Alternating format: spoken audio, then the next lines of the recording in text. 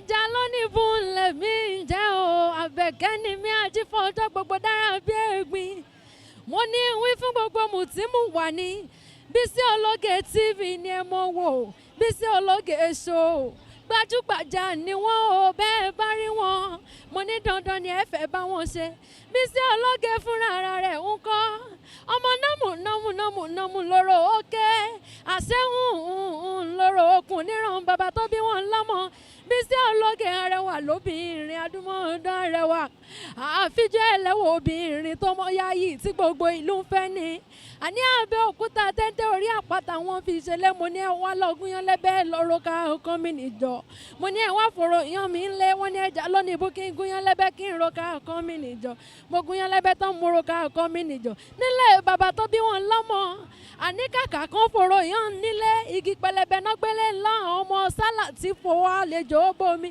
ọ̀rọ̀ mi ò kọ́gí ọ̀rọ̀ mi ò mọ̀ kọ́ pẹ́ Àbẹ̀kẹ́ mo ní gbogbo yín pátápátá ire lójú wáyọ́mọ́ rí ire lójú owó yọ́mọ́ rí Bisi Ologe Show ni ẹ mọ́ tẹ́tí sí kẹ́ ẹ mọ́ wò.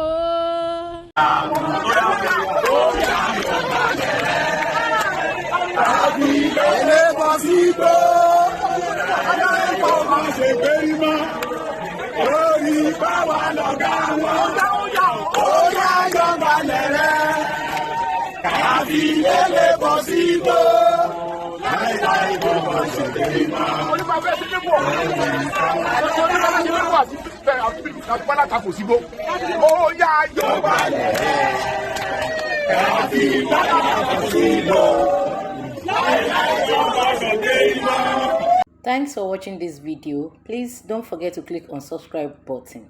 Kindly comment and share. We drop new videos daily. Thank you. God bless you.